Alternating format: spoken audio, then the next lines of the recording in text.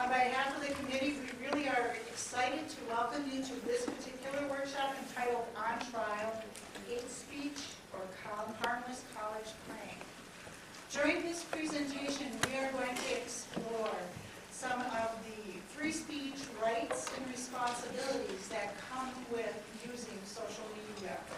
We hope by the end of this presentation that you will reconsider the speech that you post on Facebook, Twitter, or in a text message, and the possible not only personal consequences, but also the legal consequences. We will be reenacting an actual court case, the State of New Jersey versus Darren Ravi, that was held last year in August of 2012. After seeing the evidence, you, the audience, will decide if Darren Ravi, a freshman at Rutgers University, was innocent or guilty of using social media to send hate speech or to invade the privacy of Tyler Clementi, his roommate at Rutgers University. Students who are communication majors here have formed two teams, the prosecution team and the defense team, and they will present their arguments. Then you will, through text messaging, do an online poll and decide whether this college student is guilty or not guilty. So let's begin with our introduction. On the far left is our prosecution team. Matt Ballin and Sarah Bayeski are our prosecution team. To the right of them is our defense team, Ashley Shelfer, Sam Boyle, and Taylor Putz. And our moderators for this mock trial will be Jessica Bustamante and Prince Hurdle. Before we begin, just want you to know that the sign-up clipboard is going around, so please sign up for that you're here. And also, don't forget to fill out your evaluation. We welcome your feedback on our presentation. So I will now turn it over to our moderators who will set the stage by describing the event that happened, that set this trial in motion, and they will explain to you how our mock trial will work.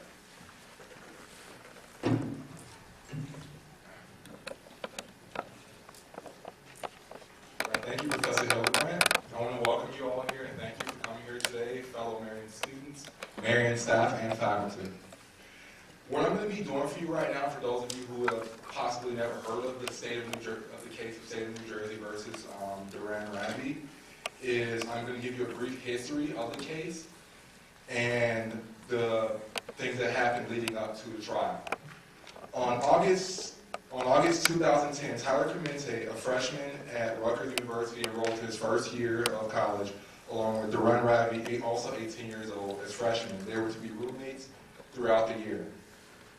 Tyler Clementi had just came out to his family as being gay, and it was something new that a lot of people didn't know about. And in September 10th, Darren Ravi, after Tyler Clementi requested privacy in his room, Darren Ravi watched him on webcam in a separate room performing sexual acts with his partner. Darren Ravi also then went to post comments on Twitter about the incident. And after that, Tyler Clementi became upset, uncomfortable, and September 22nd, 2010, Tyler Clementi posted on Facebook, jumping off of GW Bridge, sorry, and he ended his life. After that event, on October 2011, before Darren Ravi was taken to trial, he was offered 3 to 5 years as a plea bargain, and he turned those down and insisted that he was innocent. And in December 2011, he was also offered 600 hours of community service, and he did again said that he was innocent and he would not accept that. And in February 2012, Ravi was taken to trial at New Brunswick, New Jersey, facing up to 10 years in prison. And we'll come and give you guys a little bit on social media.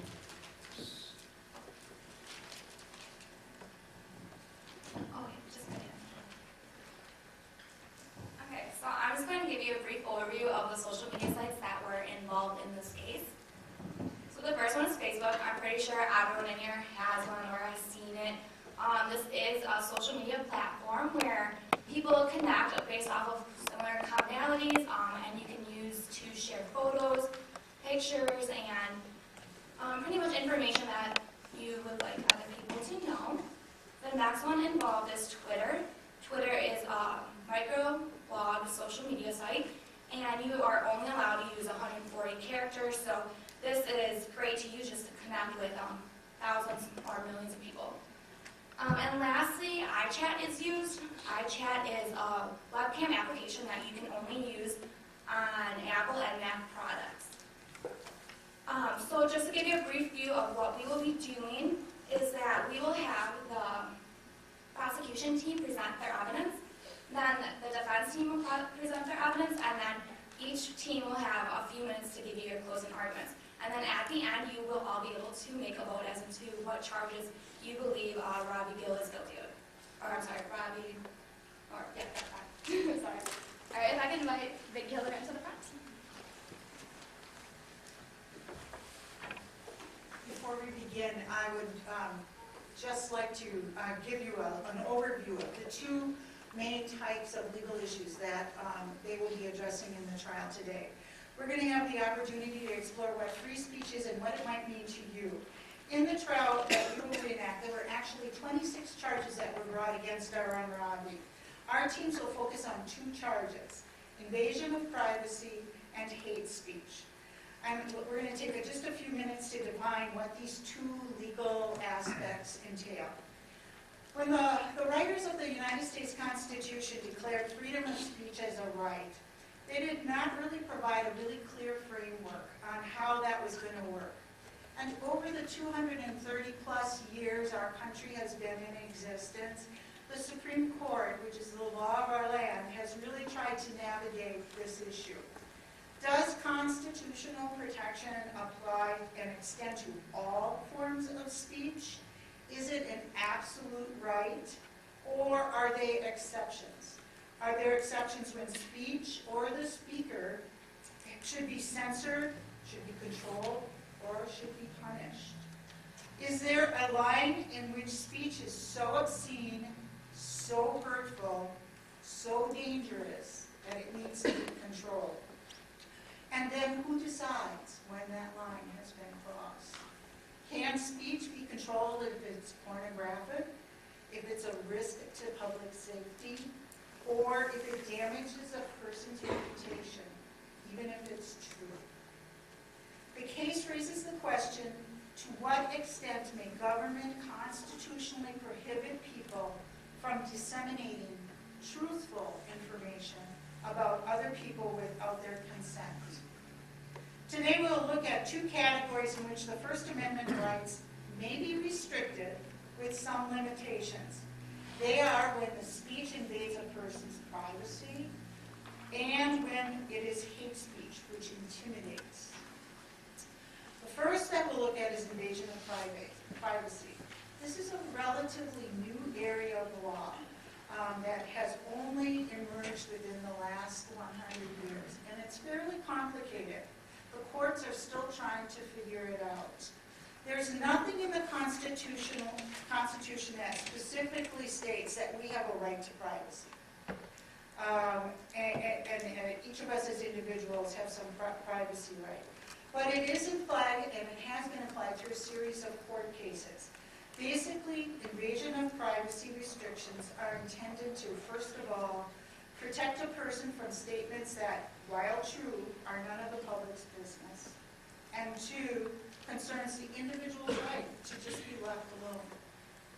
There are four separate kinds or categories of privacy invasion that have emerged over the last 100 years. And each area of these four categories is not mutually exclusive.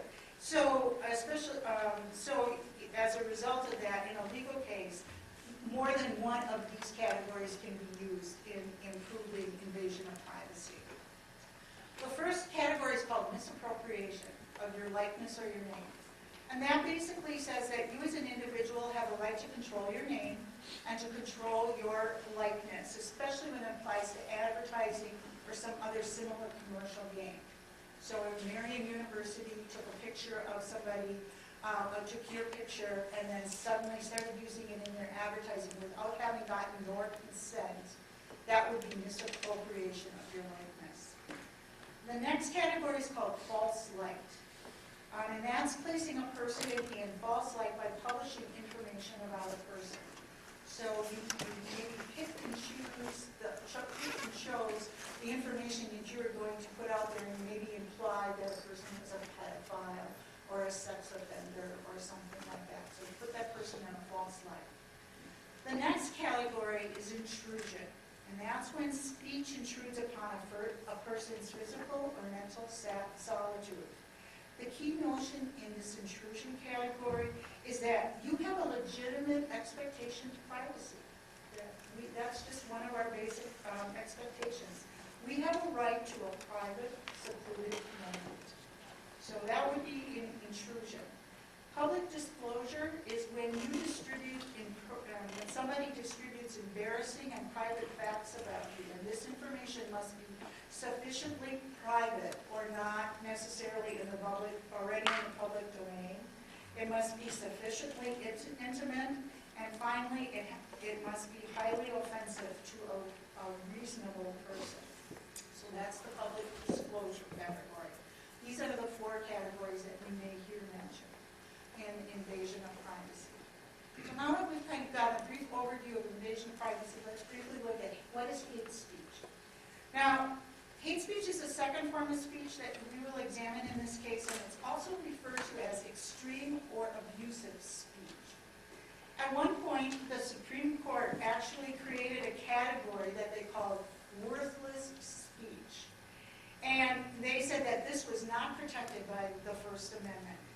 However, in 1942, when the Supreme Court tried to define what constituted worthless speech, however, over the decades since that time, decisions have come in which have really narrowed the original list to really a small set of undefined fighting words. Those words, when said in a face-to-face situation, are likely to cause an immediate breach of peace.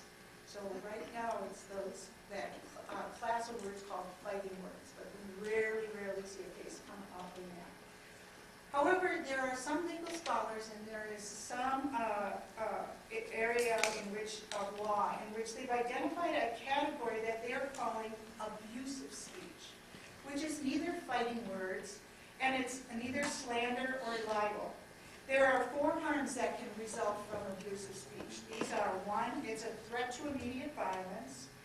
Number two, the language is so offensive to those who hear it. Three, it causes psychological hurt to individuals at whom it is directed. And fourth, it reinforces a negative social attitude about race, sex, or sexual orientation. And all of these are enough to warrant legal action against the person who uses that type of speech. So, in conclusion, as it applies to communication on the internet, the fundamental legal question is whether online communication on Facebook or Twitter amounts to a true threat that should be regarded as a form of legal conduct rather than protected expression. The World Wide Web is home to thousands of websites, many of which are violent, pornographic, racist, and basically hateful speech. When does this speech cross the line? And that's what we will debate today. I will now turn it over to our prosecution to present their case and lay out their evidence.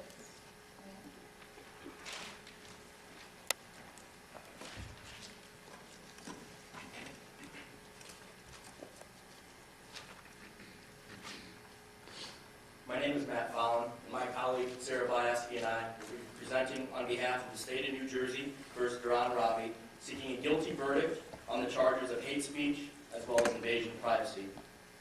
The events which took place in September were not a joke among friends, not a harmless prank, but instead deliberate actions to expose Mr. Clementi's sexual orientation to an audience far beyond that of friends and family. These actions were to strip Clementi of his dignity and publicly humiliate and bully him to the point of intimidation and fear. Mr. Ravi had admitted on multiple occasions that he was aware that Mr. Clementi needed the room privately between the hours of 9:30 p.m. and midnight, but still insisted upon breaking this agreement on 2 separate occasions. These multiple instances further prove that this was no accident, this was no harmless act, but instead predetermined plans which would then be shared with those at Rutgers University and far beyond. Mr. Ravi not only spied on his roommates on the dates of September 19th and 21st, but also openly shared his actions with the public on multiple social media outlets. With the use of Twitter, Mr. Ravi advertised these viewing parties, as he called them, and openly welcomed anyone to join his iChat sessions to see the intimate occasion firsthand, without any knowledge or permission of Tyler Clementi. He then proceeded to text others from various schools discussing this viewing party, which he later explained as a joke. This admission of texting others to view this intimate occasion further proves this incredible invasion of privacy. The use of social media allowed the sharing of information to spread far past any private group of friends and has allowed anyone in the public to view these private and intimate occasions. Unfortunately, social media was used one last time in this case, with a post from Mr. Clementi on his Facebook wall, jumping off the GW Bridge. GW in terms for George Washington Bridge. Could this online torment, this destruction of sense of self-dignity, and psychological damage have assisted in the cause of this jump? Unfortunately, we will never know, but my colleague and I have compiled multiple examples of these tweets, texts, as well as interviews with Mr. Ravi, and this evidence alone will show the terrible crime of hate and invasion of privacy. Sarah will first begin with the charges of hate crime and hate speech against Mr. Ravi this afternoon.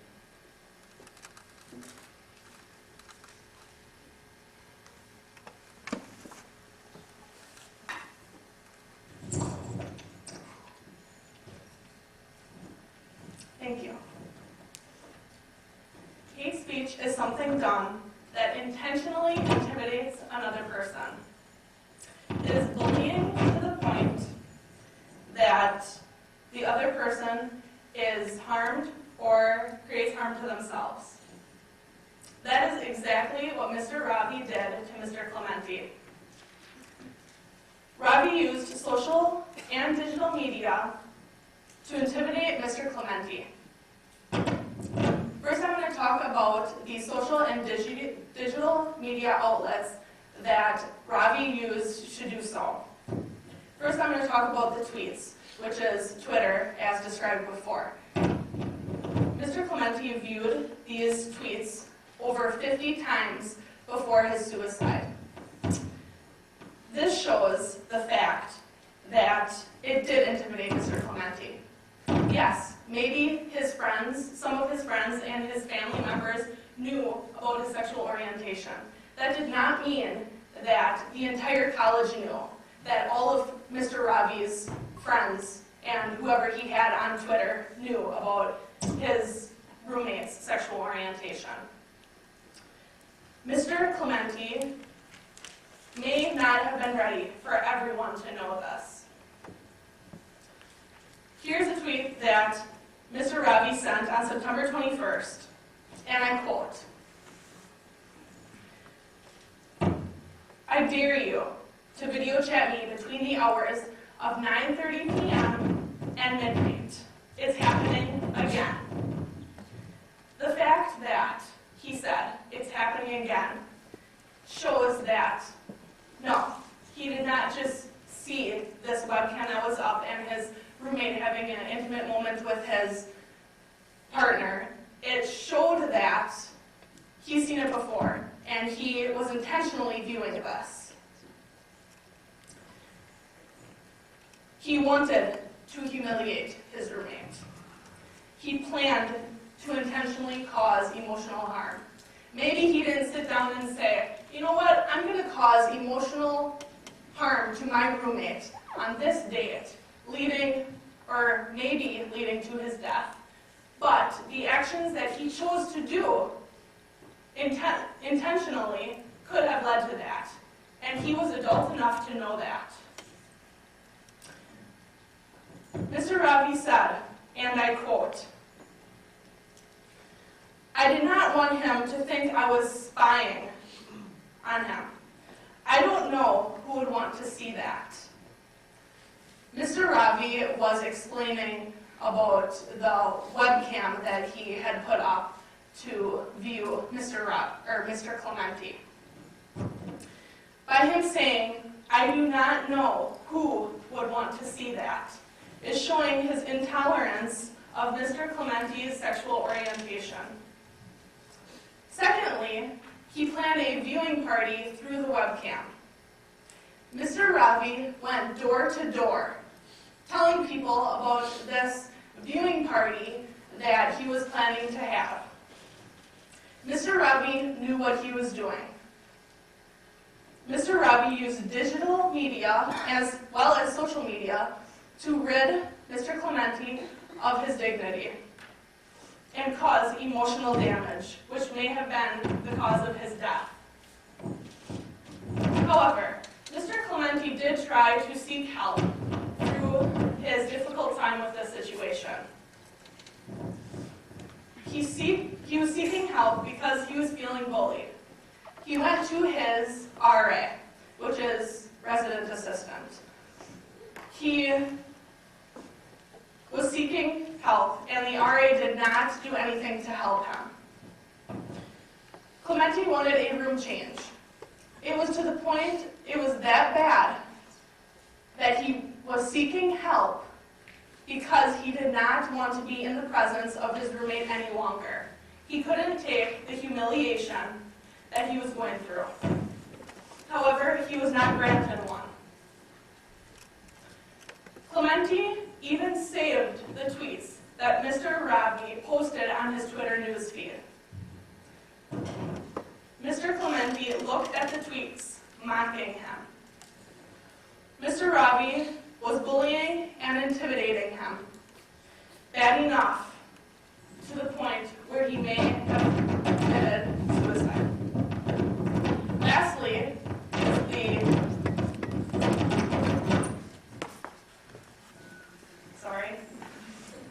is the long text apology that Mr. Ravi did through his mobile device.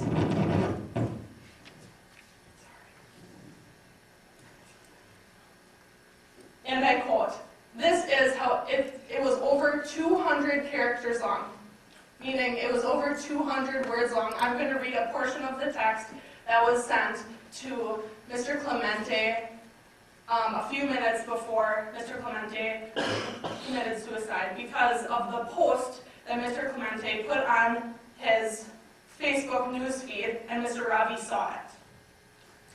"I've known you were gay and have no problem with it. I don't want your freshman year to be ruined because of a petty misunderstanding." By saying this to Mr. Clementi, Ravi was admitting that he was guilty. He wanted to apologize because he did not possibly want this death on his hands.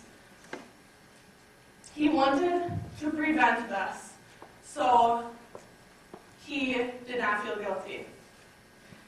Now, my colleague will present invasion of privacy.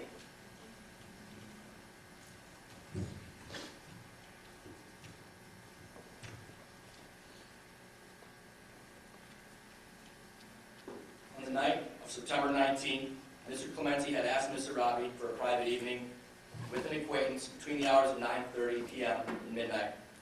This time was agreed upon, and Tyler Clementi was told he would have these hours that night as requested.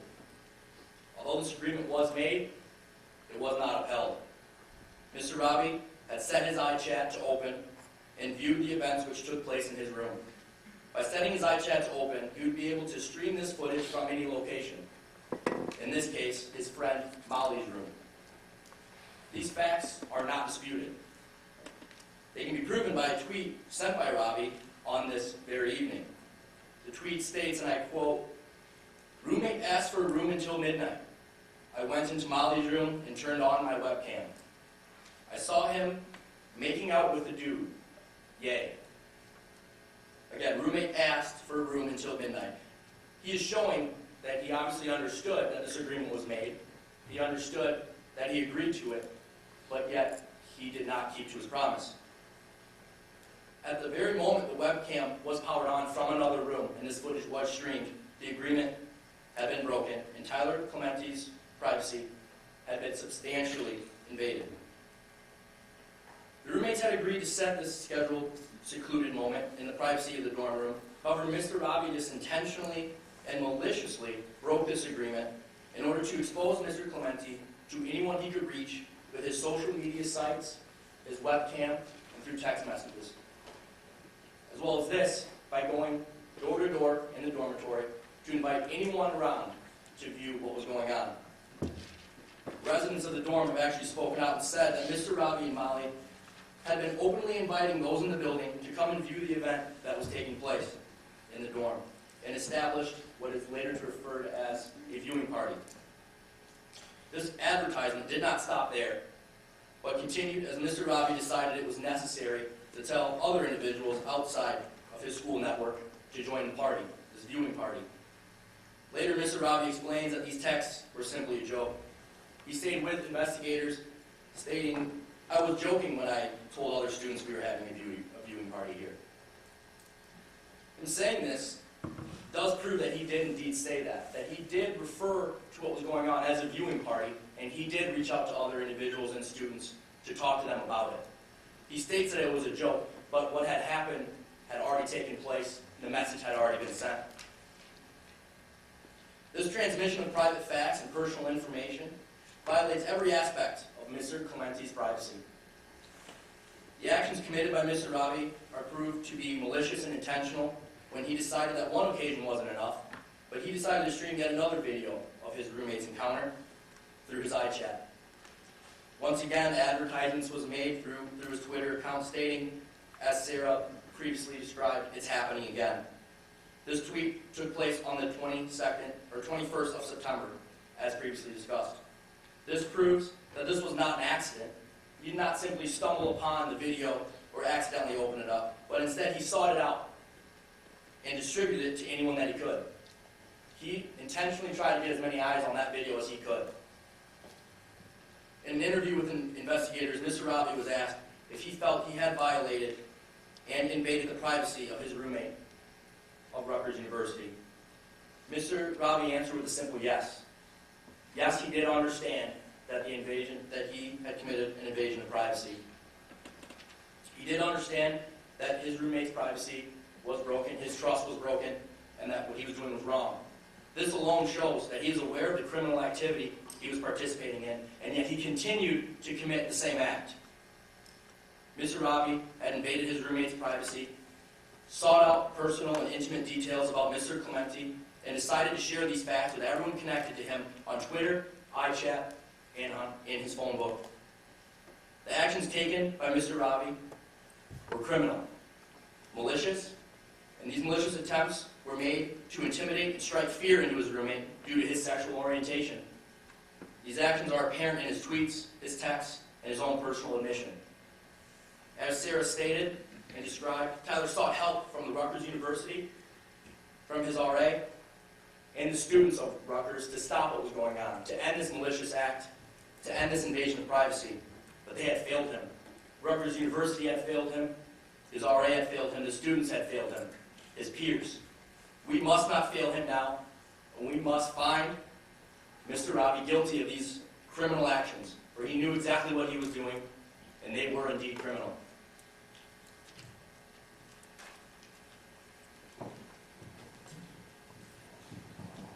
Thank you, Ms. Fallon. Thank you, Sarah Bayeski.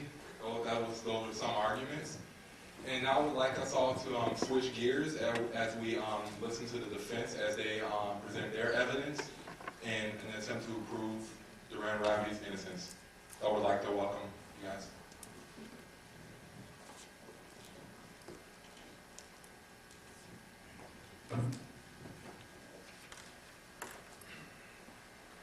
Good afternoon. My name is Sam Boyle. I'm here as part of the defense team. Along with with Ashley and Taylor, we believe that Mr. Duran Ravi is innocent of the charges of using hate speech and invading the privacy of Mr. Tyler Clementi. Now what this argument will cover is this generation. We're going to look at how this generation is defined and also if this is a harmless prank. First of all, Mr. Ravi and Mr. Clementi are a part of a generation in which they communicate differently to their friends than other generations. This generation is defined as ages 18 to 25. This is the transition from teen to young adult. This generation grew up with the use of technology. This generation also finds a fast and easy way to communicate with each other. It started in middle school with notes. Everybody remembers the notes. The women crumpled up the notes and folded it in a nice, neat way. Guys, we just crumpled them up, threw them at people. From notes, we transitioned to instant messaging, such as AOL, and then from AOL, Facebook merged, and then from Facebook, Twitter merged. Social media is all around us, therefore it's a means of communication. Sports, political events, news, online games such as World of Warcraft, they all use Facebook, Twitter, and other things as a means to reach their audience. Mr. Ravi uses social media as his main means of communication. Twitter and Facebook are a means to express oneself. It's a way for people to vent, get what's out there, what's bothering them, and use Facebook as this means. They can tweet what's on their mind. They also sometimes don't think before they tweet or post a Facebook posting. Facebook also asks, how are you doing? When you want to post a status, they also have variations of how are you doing. Just a way for them to see what is on the user's mind. This is how they communicate. They use texting, Twitter, and Facebook. This generation also prefers Facebook and Twitter more than face-to-face communication. Now, ask yourself, when is the last time you used face-to-face communication versus Twitter and Facebook communication? They feel that they can express themselves more through Facebook and Twitter. This is the reason why Mr. Ravi is not guilty.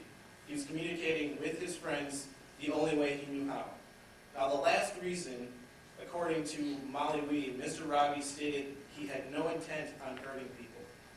As the prosecution stated, Mr. Ravi sent text to Mr. Clementi apologizing for what he had done, showing that Mr. Ravi did not want to hurt people in the first place. He did not want to hurt anybody. Mr. Ravi also asked how to handle the situation among people at Rutgers. It was intended to be a prank more than a hate crime.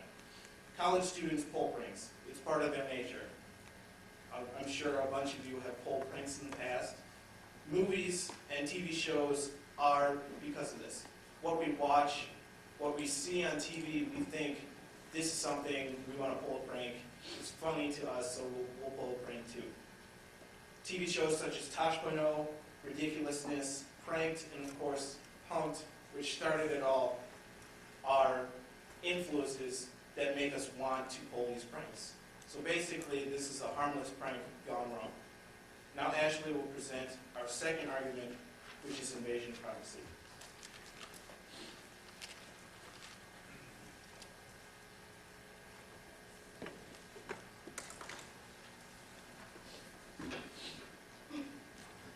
Hello, as Sam stated, my name is Ashley Schulfer, and today I am going to tell you why the first charge of invasion of privacy Duran Ravi should be proven innocent of. In regards to this, there are three main arguments that we came up with. Number one, Ravi's motivation and intentions for doing such things. Number two, Tyler's personal history. And number three, the influence of my client's immaturity on his decision-making.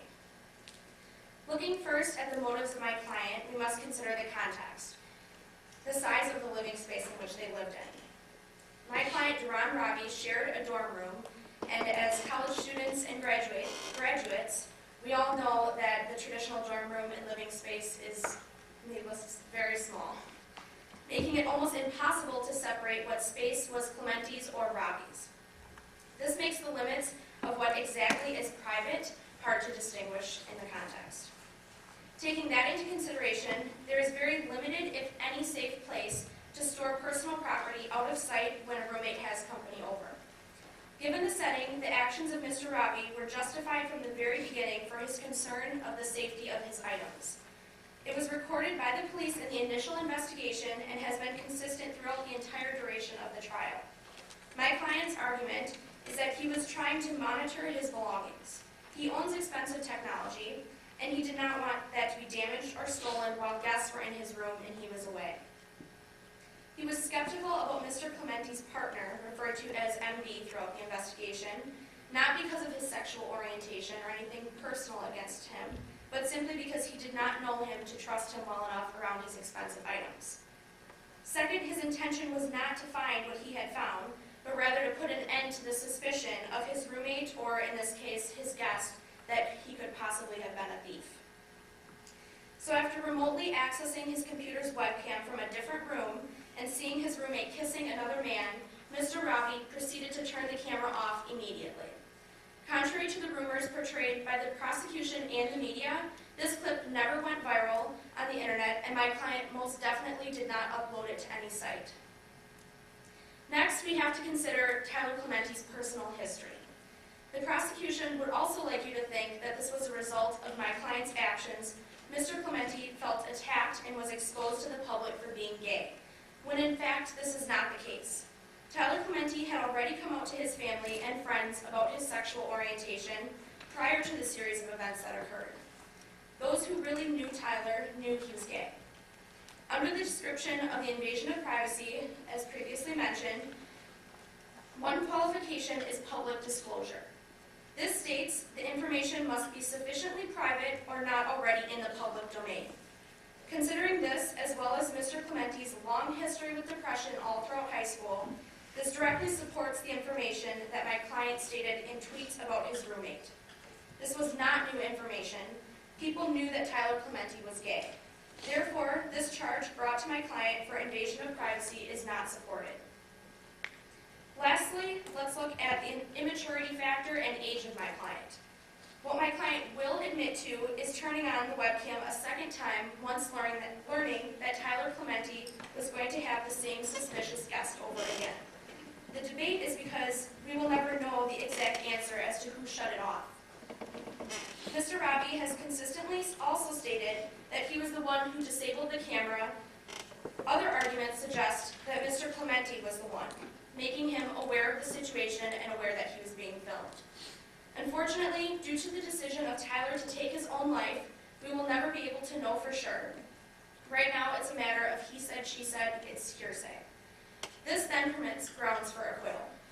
As a young adult, we all make mistakes. This action on behalf of my client to turn on the camera again is nothing more than an immature decision, for which afterward he sincerely apologized to Mr. Clemente, and we cannot possibly hold all youth accountable for all the poor decisions they make throughout their life, especially in this situation to such a serious extent as to the charges brought against Mr. Robbie.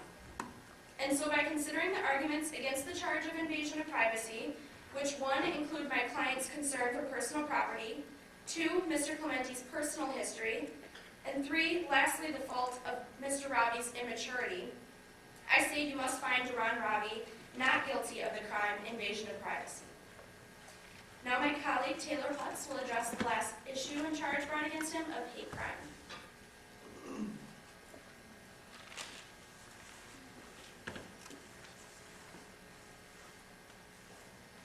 Thank you. Lynchings, cross-burnings, vandalism of synagogues are examples of hate crimes. A hate crime is a crime of hatred and prejudice.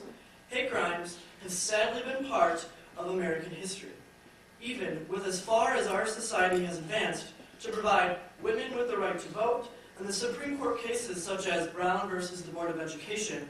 There will continue to be hate crimes that create division among Americans who are different from one another, but simultaneously provide America the opportunity to move in a direction of greater equality and inclusion. hate groups, like the skinheads, commit bias-related crimes. However, what my client, 18-year-old Darun Ravi, committed was not a hate crime, but rather a prank that unfortunately went wrong. I will explain how Mr. Ravi did not commit a hate crime.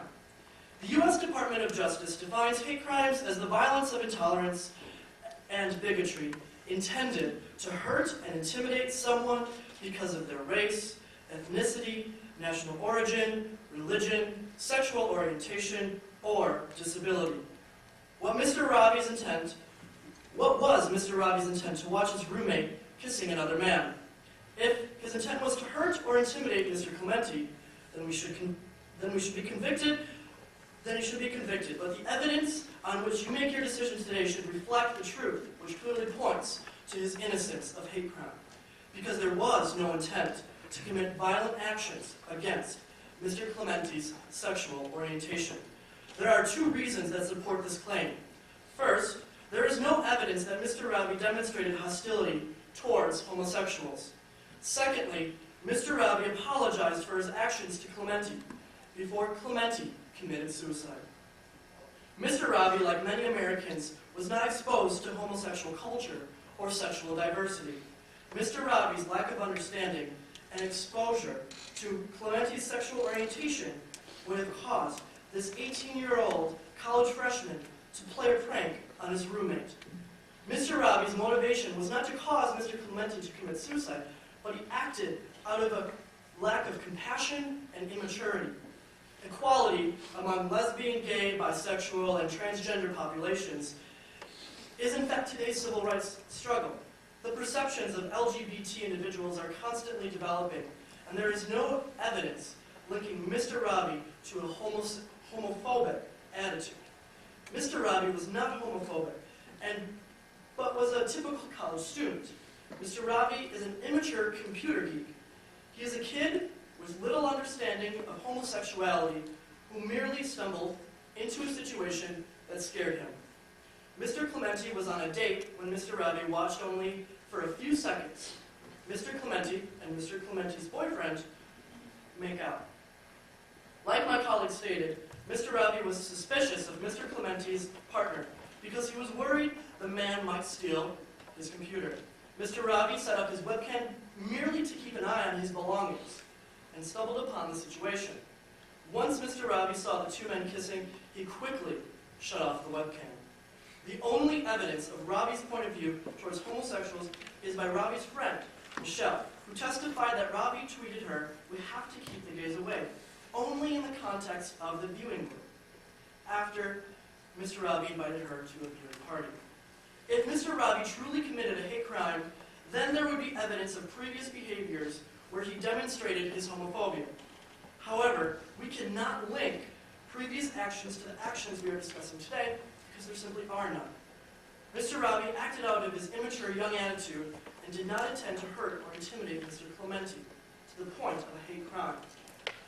There was a second attempt to view Mr. Clementi and Mr. Clementi's partner kissing. However, it did not come to full fruition because Mr. Ravi disabled the camera. This is important to note because if in fact Mr. Ravi committed a hate crime, then he would have committed or continued the viewing to further embarrass and humiliate Mr. Clementi. Mr. Ravi can only be charged with the action of being curious of the homosexual culture.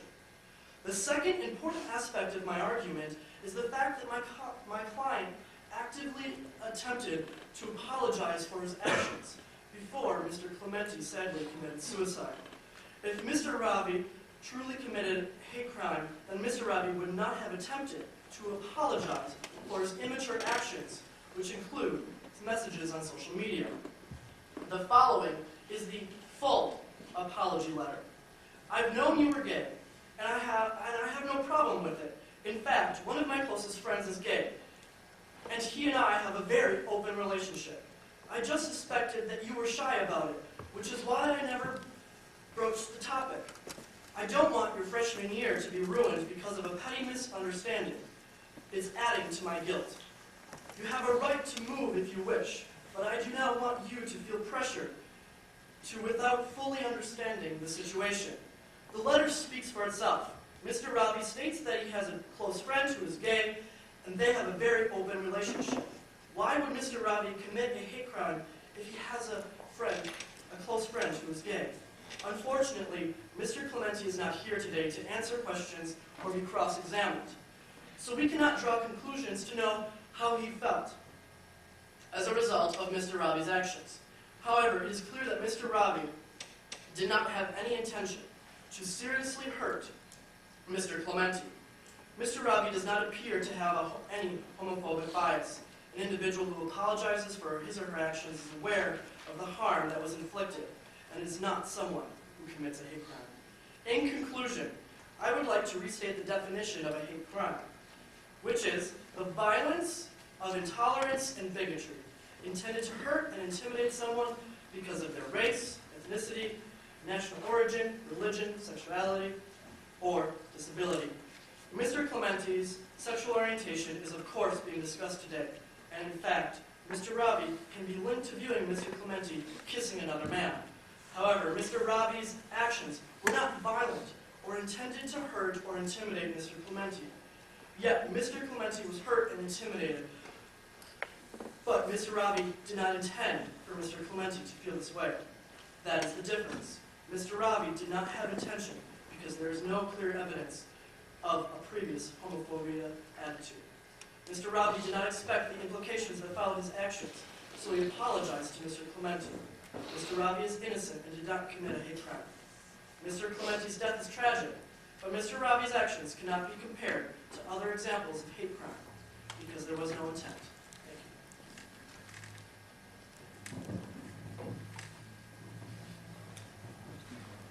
Well, thank you.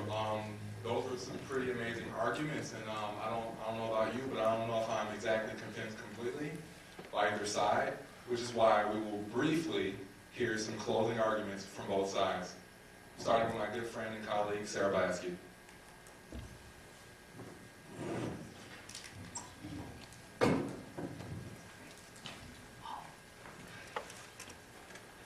Now that you all know what Tyler Clementi went through, you can see that Mr. Ravi is guilty of the crimes we presented, which are intentionally invading his privacy and committing hate speech. He clearly and intentionally mocked Mr. Clementi and bullied him, which led to Mr. Clementi feeling intimidated. His privacy was severely invaded, causing his private details to be revealed to the world. Mr. Ravi went door to door, making sure people knew. Mr. Ravi set up a webcam and spied on his roommate with other people. Mr. Ravi tweeted to make sure the world knew about his roommate with another man.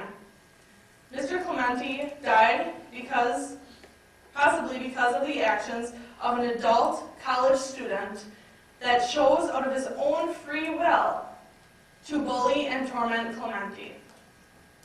If an 18-year-old man can go to war and shoot an enemy, he is mature enough to make wise decisions in college. The defense may have claimed Ravi did not intend to harm Clementi, but the psychological damage was already done and was out of his hands.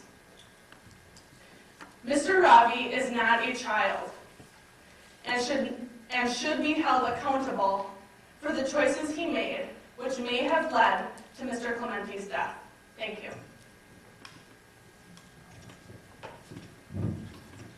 Thank you, Sarah. And I would now like to invite another friend and colleague of mine, Ashley Schulfer, as she presents her closing arguments.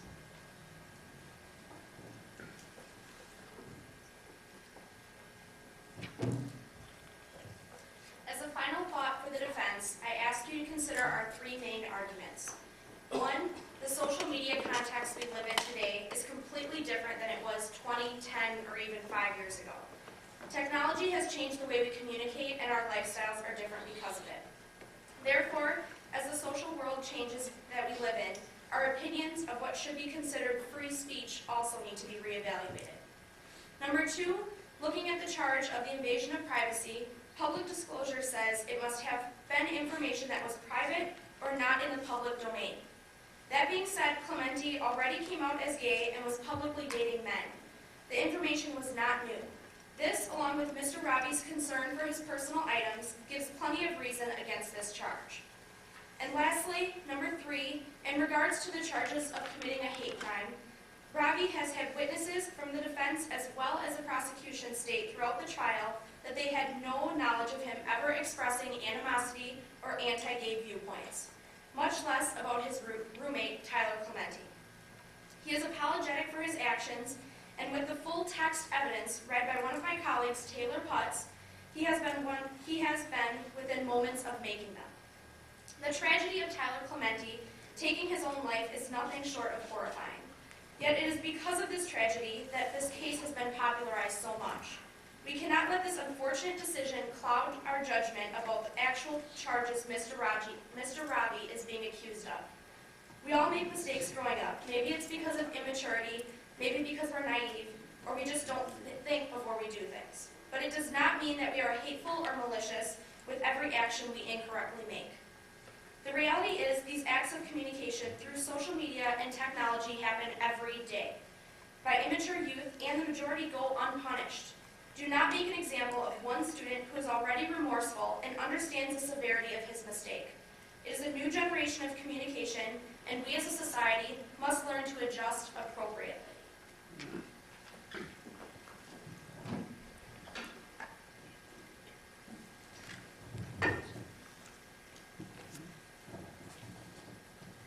All right, now we've heard both sides of the case. If you could please all pull out your cell phones.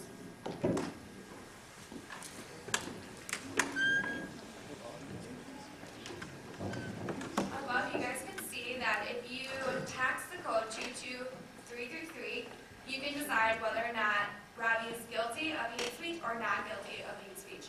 You could please all do that right now.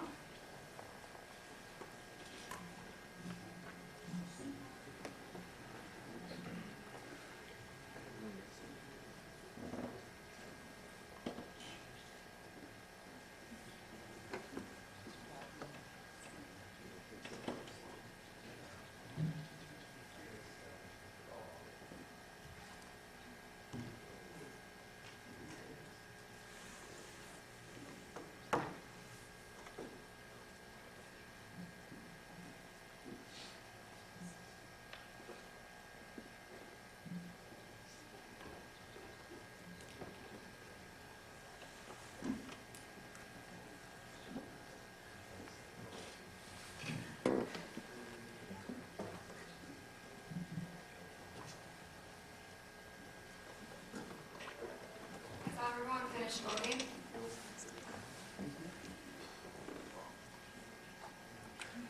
How old are you, Michael? Not in the 18 to 25.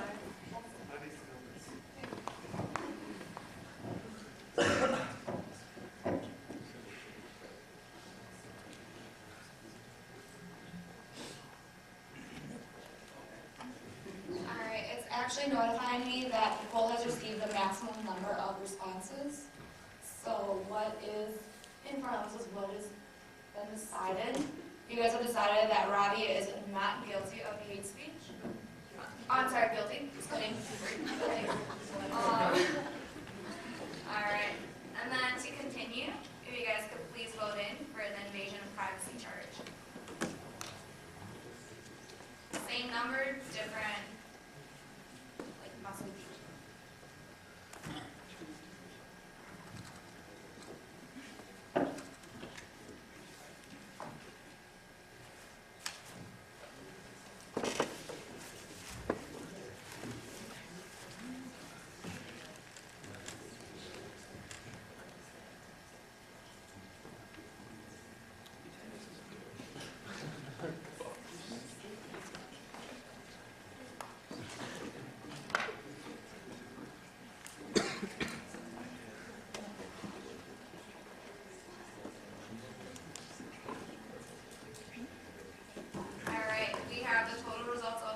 Votes, and you guys have voted Robbie guilty of invasion of privacy. Now if I can invite Prince back up to this, oh, I'm sorry, Vicky. Our attorney is here. All right, well, if I can, here you go. So, we have your all voted. And great, let's give it a round of applause to our prosecutors.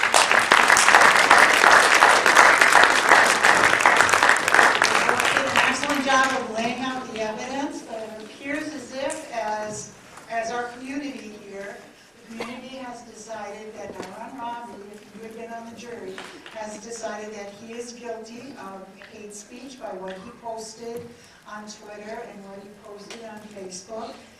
In addition, he's also guilty of invading the privacy of his roommate, Tyler Clemente. So what we would like to do next, before we open this up for discussion and for your questions, I'd like to introduce Attorney John St. Peter. He is Marian University's corporate attorney and has been for the last 2 years.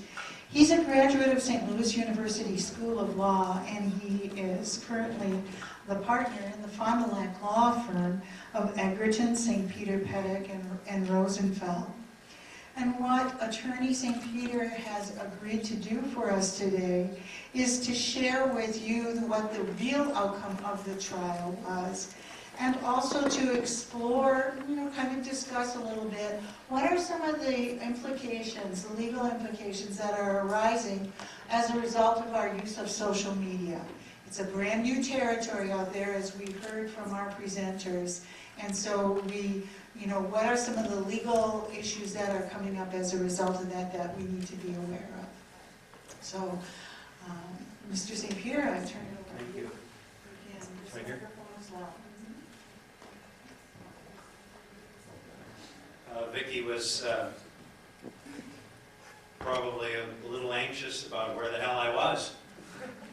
I apologize for missing the presentations. Are you hearing in the back row? Raise your hand. Good. I had a hearing, and judges sometimes just talk and talk and talk and control the agenda. But with respect to my profession, I have to listen, with all respect. So, did you, I have to ask a few background questions, and I apologize, but did you read the statute that's at issue? This was in New Jersey. Everybody aware of that? It was a New Jersey case. A lot of notoriety with this. I'm going to read the two statutes just to kind of set the table here. I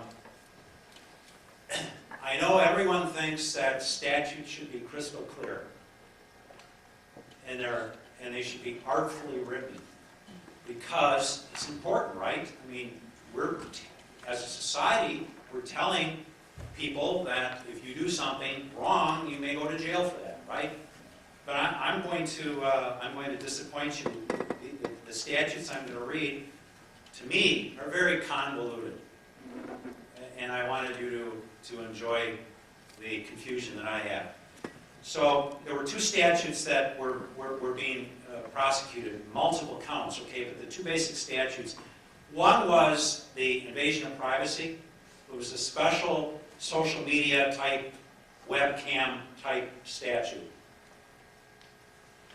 And here's the language. And if you get lost after about 2 lines, you're with me, okay? An actor.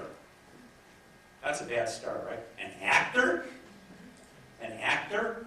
Why not a person or someone? But anyway, it starts off, it says, an actor commits a crime of the 4th degree if, comma, knowing that he is not licensed or privileged to do so, comma, and under circumstances in which a reasonable person would know that another may expose intimate parts or may engage in sexual penetration or sexual contact, comma, you lost yet? I am. Where's the subject and where's the predicate in this? Here's the meat of it. He observes another person without that person's consent and under circumstances in which a reasonable person would expect not to be observed. Complicated, isn't it? And the defense, were you able, you probably didn't have the statute handy, so you didn't have the ability, but there were a lot of qualifiers. I'm looking at the defense table. By the way, a tough case. I wouldn't want to defend this, so I think you got the short straw when you were appointed to the defense. But it's a complicated statute, isn't it? A lot of qualifiers. And here's a lesson right here from a legal perspective. We as a society are confused about all of this. I mean, at a visceral, basic human decency level, I think we all agree, and the chart shows that this was wrong. They shouldn't have done this. But you can see the struggle that the legislature, the New York legislature, New Jersey legislature had in writing that statute. Very complicated. It has at least 3 qualifiers which the defense might use. Goes on to say, the same statute, an actor commits a crime of the 3rd degree if, knowing that he is not licensed or privileged to do so, he photographs, films, videotapes, records, or otherwise reproduces in any manner the image of another person whose intimate parts are exposed without that person's consent. The second charge here, the second statute, was a bias, intimidation, enhancer. Let me change the facts a little bit. Everybody knows, I think, what an enhancer is. There are crimes that have certain consequences under the law. If you use a gun, or if there's physical contact, there may be a greater penalty. Everybody, you read about that every day, okay? I'm getting a lot of stony faces. But maybe we can generate some questions here in a second. Well, in this instance, there's a bias intimidation enhancer where they enhance the prison sentence if you're convicted, okay? And this is becoming more and more common, and this is very, very controversial. Because now, maybe not in this case so much, but now we are increasing the penalty because of what you thought. You see the danger there. The difficulty with the First Amendment, which is one of the themes of this symposium. The enhancer language, the separate statute, which allows the court to increase a sentence, says, a person is guilty of the crime of bias intimidation if he commits, attempts to commit, conspires with another to commit, or threatens the immediate commission of an offense specified in such and such a chapter. And then they say, with a purpose to intimidate an individual or group of individuals because of race, color, religion, gender, disability, sexual orientation, gender identity or expression, national origin, or ethnicity. Knowing that the conduct constituting the offense would cause an individual or group of individuals to be intimidated because of, etc., etc. Generally speaking, these statutes are found unconstitutional as being overbroad. Okay? And we're going to spend a lot of time tomorrow on this issue, and you've already heard a little bit of this. I hope, however we fall on this spectrum, I hope we understand that it's a sensitive issue under the First Amendment. To penalize someone for a thought. But on the other hand, this case seems easy. So now you're wondering what happened, right? On March 16, 2012, a jury convicted Mr. Robbie of all 15 charges. There were actually 15 separate charges. And I can't tell you how they did it. Each state has a different way of counting an event as a charge. But a jury convicted him of all 15 charges, including invasion of privacy and bias intimidation. Both of those long statutes I read. The charges carry potential penalties of 5 to 10 years in prison under the statute. Again, each charge has a sentence. And so, long story short, 5 to 10 years in prison. So, So a jury convicts and a judge has to sentence. Does everybody understand that? The jury doesn't say how long going to prison. That's a matter of law for a judge, based upon usually a sentencing report. First, is this a first event? What were the circumstances? Are there any mitigating circumstances? And there's usually an investigation with the background. Okay. What do you think? What do you think the judge did here? So, convicted on all charges, invasion of privacy and biased intimidation. All together, if you add it all up, with all the multipliers, 5 to 10 years in prison. Does anybody, raise your hand if anyone thinks that the judge put Mr. Ravi in jail for 10 years? Raise your hand. Anybody? It's not a test. Just, wing it. What your gut sense. Nobody. How about 5 years? Okay, fair number of people. On May 21, 2012, Judge Glenn Berman sentenced Ravi to 30 days in county jail, 300 hours of community service, 3 years probation, counseling about cyberbullying and alternate lifestyles, quote unquote, and $10,000 in fines payable to a group that assists victims of biased crimes. Federal immigration officials, you didn't know this, but he was I'm not an immigration lawyer, but he was here on temporary status. Federal immigration officials could then take steps to deport Mr. Ravi to his native India, although Judge Berman indicated he would recommend against deportation. So that was the outcome. 30 days in county jail, that's real time, but that's not prison. Everybody, I think, knows that jail is the county jail. Prison is a more elaborate, a longer term. So he did not imprison Mr. Ravi. 30 days in jail, a real stiff financial penalty of $10,000 that went to a group, 300 hours of community service.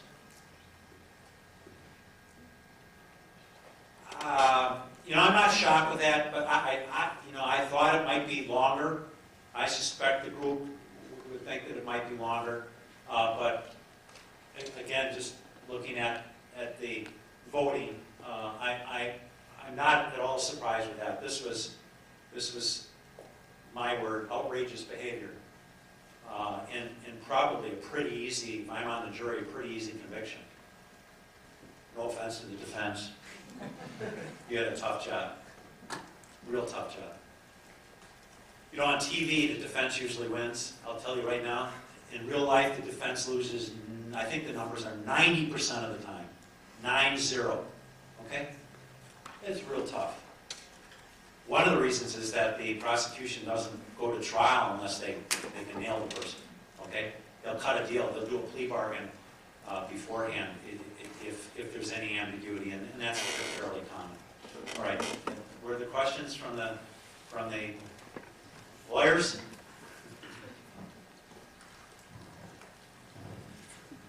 Maybe not. If not, I wanted to. Yes. You shared with us the sentencing. Was there any rationale or reasoning provided by the judge with respect to what he decided? And if not, would you have any rationale to support what the sentence was? Yeah, I know to both.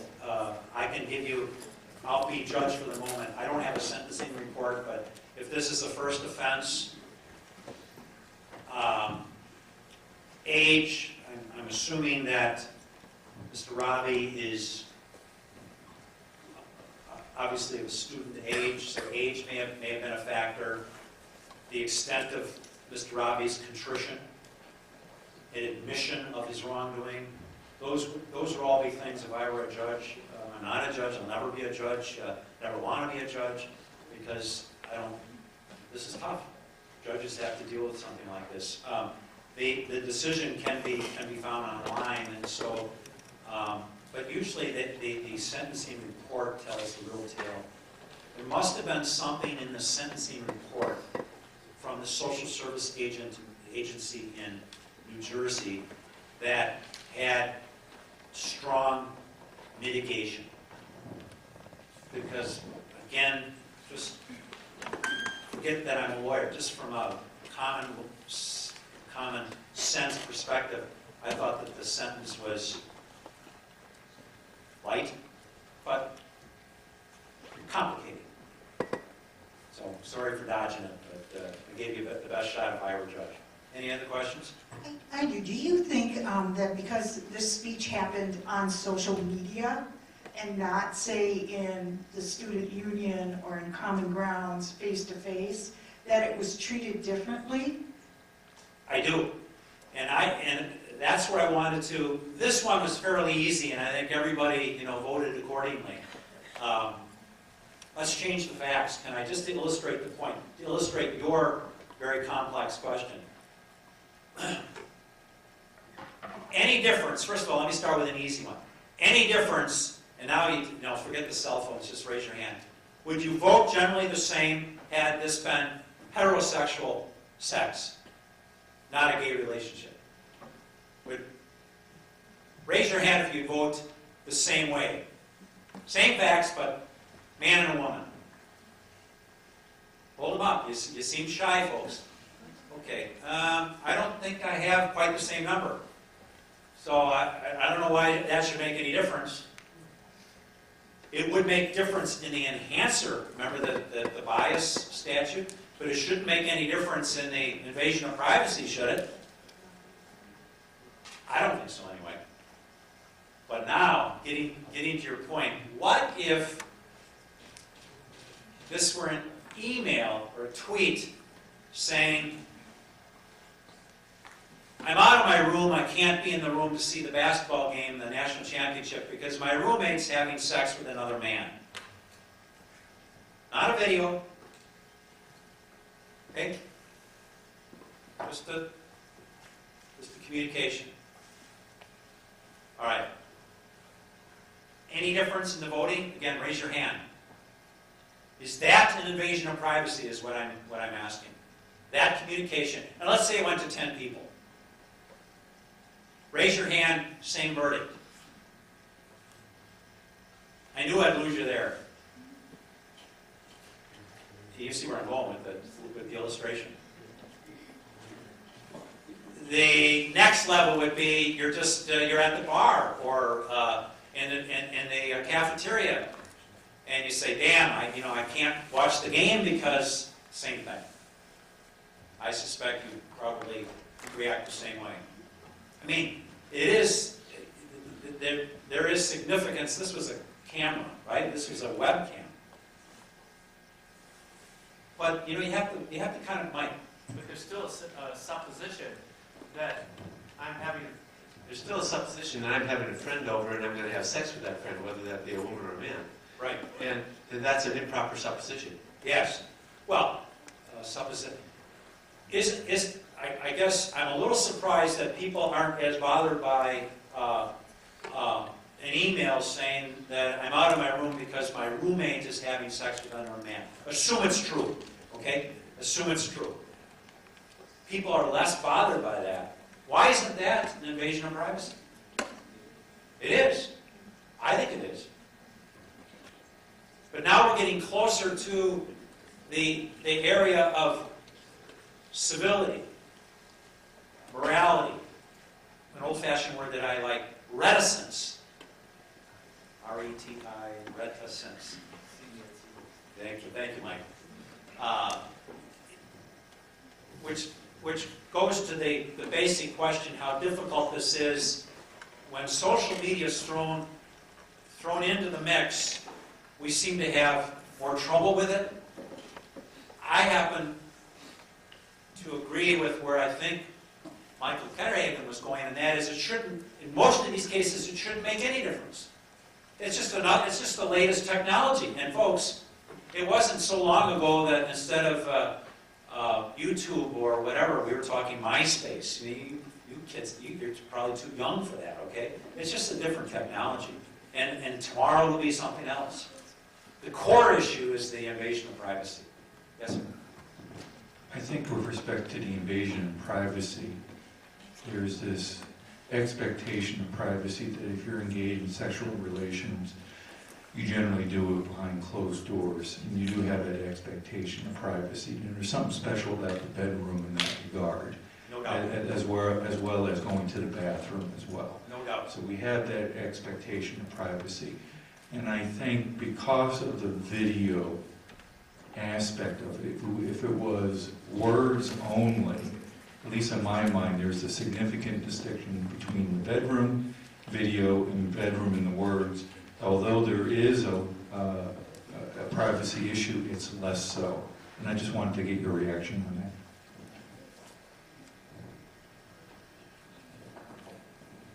Again, I'm not talking as a lawyer, I'm just talking as a fellow citizen.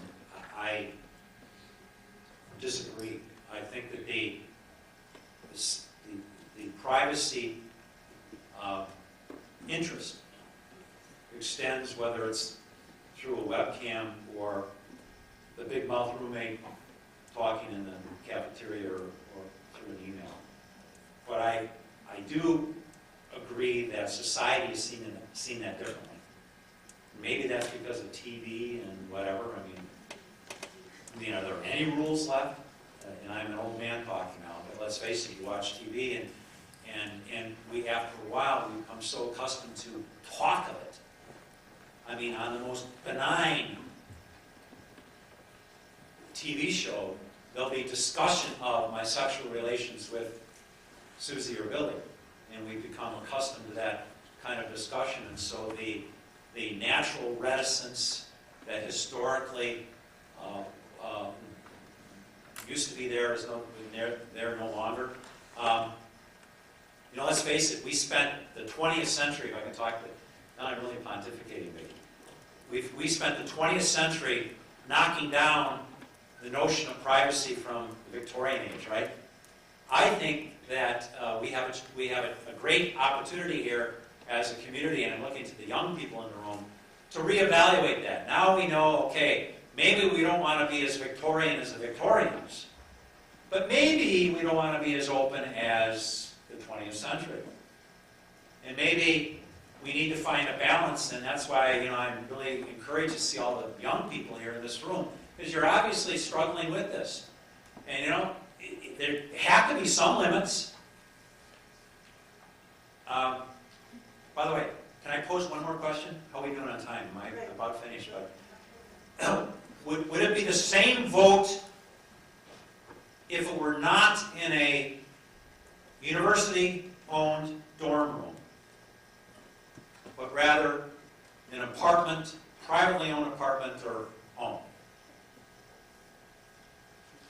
Would you vote the same way? Raise your hand if you vote the same way. I thought so. I agree. I mean, why would it be any different, really? Okay, well, I don't know where we are, but I hope this was helpful, and I agree with the jury verdict, and some good questions here, mixing it up. It's fascinating. You change the facts a little bit, and you get different outcomes. For instance, I was a little surprised with this group being a little less punitive when it was man-woman sex. Why that should make any difference, I don't know, but that's life. Thanks, everybody. Well, thank you. I'm going to turn it back over. I'm going to turn it back over to Bruce and Jess to wrap this up, and we welcome any questions or any comments additional comments that we might have from the audience.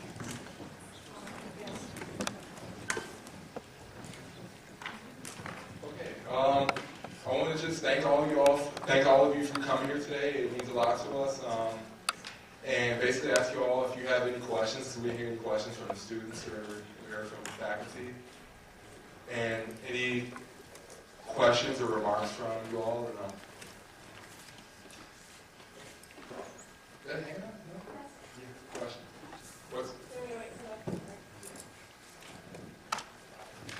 I wasn't really clear as to whether nudity was in this. I think I heard maybe something about oral sex, but then I heard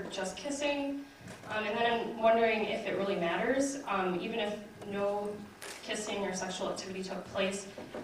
If the statute only observes capturing nudity, or if it's still invasion of privacy without the sexual. This is a question for the defense team or the prosecuting team.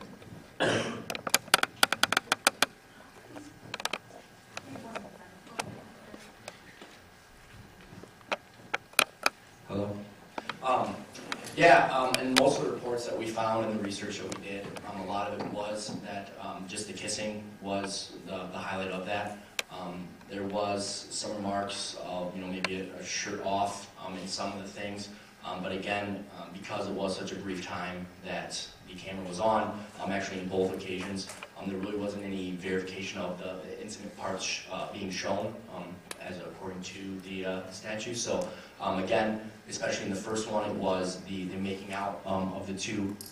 But again, in my personal opinion, it would be that invasion of privacy, although it would be a dorm room, still violating that because although it is still a secluded moment that they agreed upon. So I would still, in my opinion, say that it would be an invasion of privacy, especially because he didn't know that it was there. So. Can I supplement that? For the criminal conviction, though, for the criminal conviction, and I'll make a distinction in a second, there had to be exposure of intimate parts or engage in sexual penetration or sexual contact. The criminal conviction. Now, everybody knows there are two main silos in the law. There's a criminal and there's civil. Even if there wasn't a violation of the criminal statute, there would be a civil, clearly, a civil cause of action for invasion of privacy. And the difference is, criminal, you go to jail. Civil, if you lose, you pay money. Okay? And so maybe that's where you were coming in, too.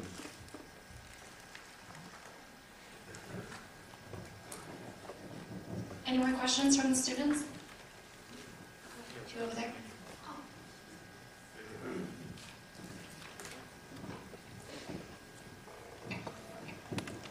Okay, so you guys were saying, like, I think it was the defense or the prosecutor, like they said, as a joke. He thought it was as a joke. Do you think people nowadays say that to try to justify their incivility towards others? Because, like, they did it, and then they say, oh, I was just joking. Do you think that's a way of them justifying it, or them trying to, like, get out of the consequences? I think it really might depend on the person and the situation. If they felt like what they did was supposed to be funny and nobody laughed, well then, yeah, oh, I was just joking, kind of you had to be there sort of thing. But, yeah, I think some people do, and it's kind of leaves a foggy gray area about whether or not you can just take what you hear as the truth or as if someone's interpreting it differently. So it's really just based on the person, goes to their credibility, I guess. I think also with that, kind of as they spoke about earlier, posting something in the moment, that what you're thinking at that immediate time. A lot of people may not realize how long that's going to be there. You post something online, it's going to be there forever. You see so many people posting things and immediately deleting them because they're posting it in the moment and they realize that it's wrong. And then I think that is when they can kind of rely on oh, it's just a joke, I'm going to take it down. But the truth is, it is going to be out there on the internet forever. So.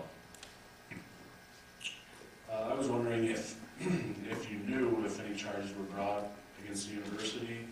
If you don't know, do you think they should be held responsible? I honestly don't know. I don't know if anyone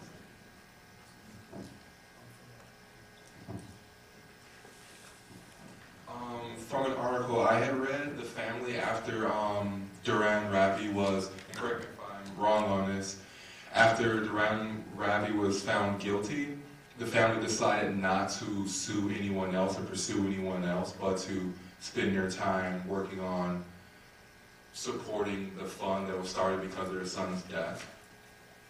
You're accurate. Okay, thank you.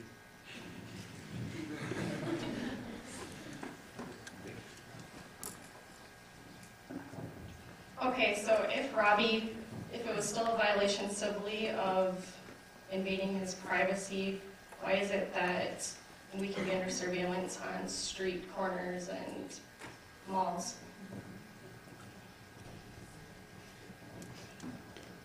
I think we'll give that to the Well, having recently visiting one of my sons in Chicago, been caught by the famous lights as you go through the yellow. I'm all with you where you're going. But that is a public space. Going back to Professor Ketterhagen's comment about the expectation of privacy in a bedroom. So context is everything. Where you are. We have no expectation of privacy, even in this room right now. But even less so with surveillance cameras. That's not to say we don't have, I don't think we shouldn't have a vigorous debate about the extent to which government is watching us, not just government, everybody. I mean, Google probably knows when the next can of Coke I'm going to buy, right? And I don't know why that doesn't bother more people. I'm pontificating a lot today. I came late and I've got all these opinions, but the public space versus private space, the expectation of privacy is a big issue. That spills over into the employment relationship also. There, if you, many of us work, and there's an employment policy that will say to the employee, you have no expectation of privacy in this, using the computer, for instance. And you probably have seen that. But even there are some difficult areas. What about your desk drawer? And can you lock the desk drawer? And can you put some personal effects in that desk drawer? So, difficult issue, but yours, the question you posed just to get it on the table was a fairly easy one because it's out in the public sphere.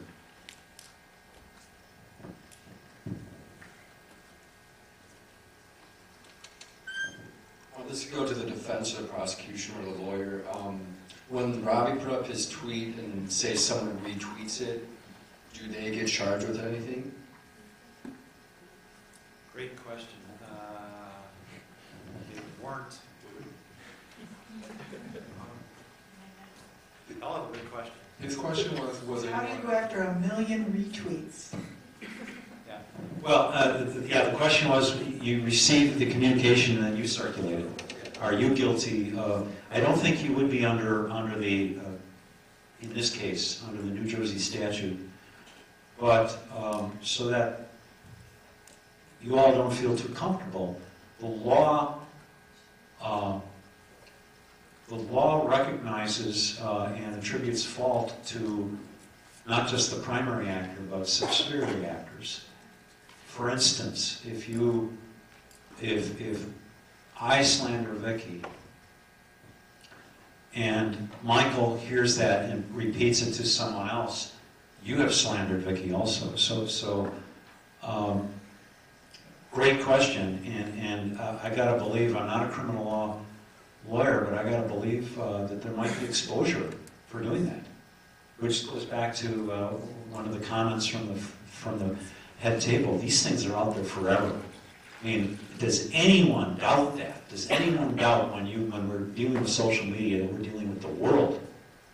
We're communicating with the world, and that bothers me.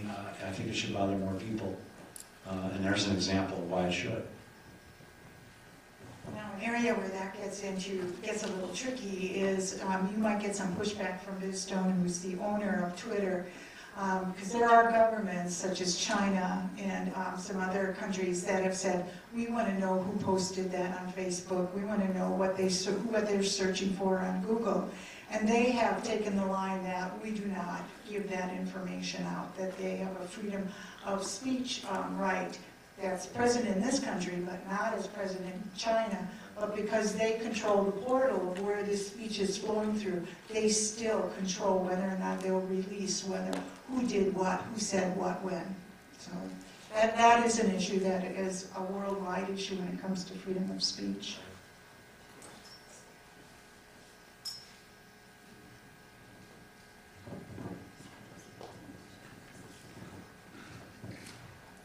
Okay, this one's for Attorney St. Peter here.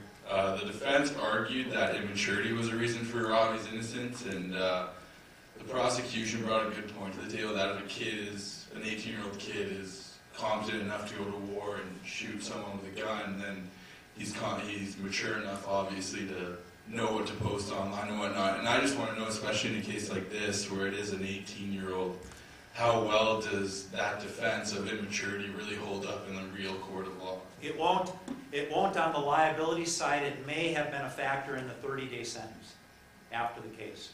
It's not a defense against the charge. I mean, there's not an 18-year-old rule and a 40-year-old rule, right? I hope we all know that. The 18-year-old is held to the same standard as the most mature old fart like me. Okay? But I think it played out in the sentence, going back to your question, Mike. I gotta believe it was.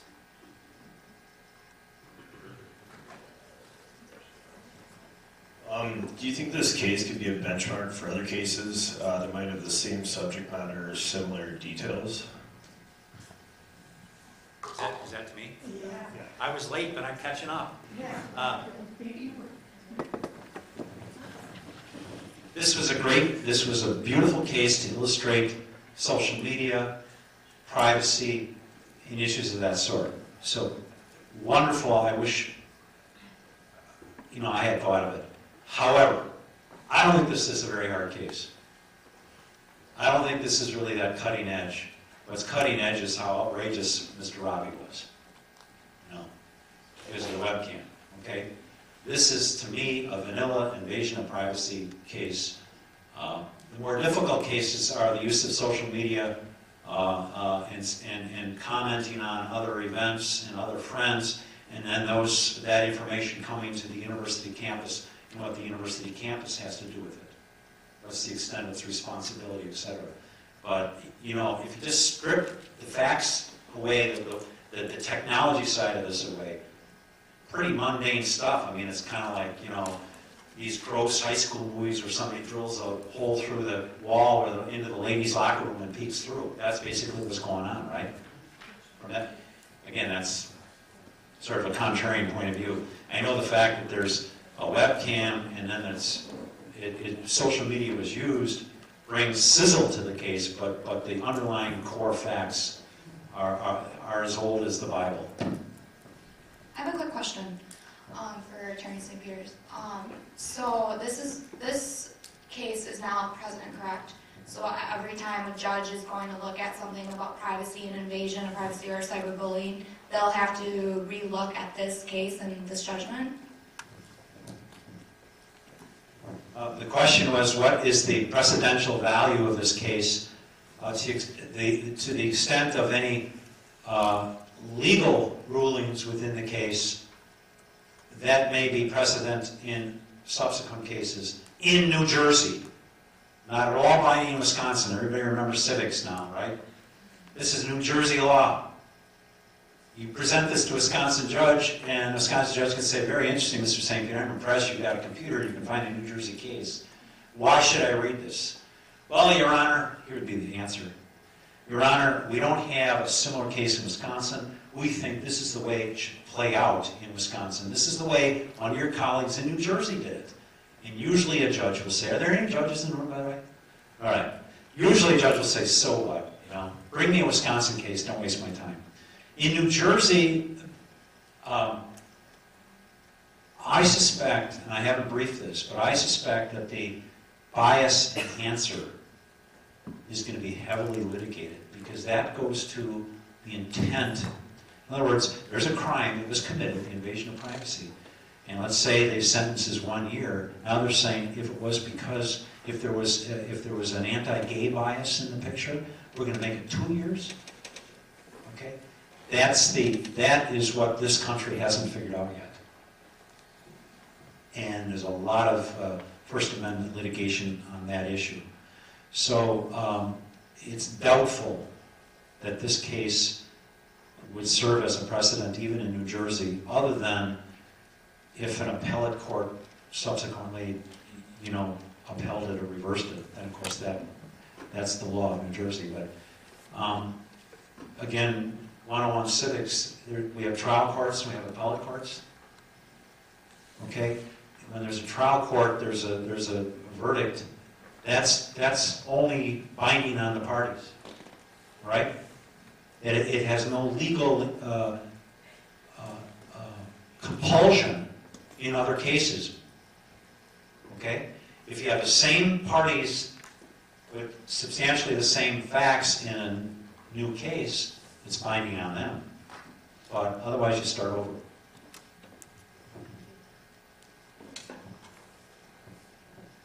That looks like it wraps up all our questions for today. This was truly a sad case. Nobody was a winner in this. Tyler Clementi was not the winner, and neither was Darwin Robbie. But I would really like to thank all of our presenters today for the time and the energy you put in to present us with some ideas and some evidence and some things to think about as we reconsider the type of speech that we post on Twitter, on Facebook, and what the consequences are of that speech, both the personal consequence and also the legal consequence of it. So thank you all again for being here today. Please fill out the evaluation. Tell us how we did, and don't forget to fill out the sign-in sheet also. Thank you.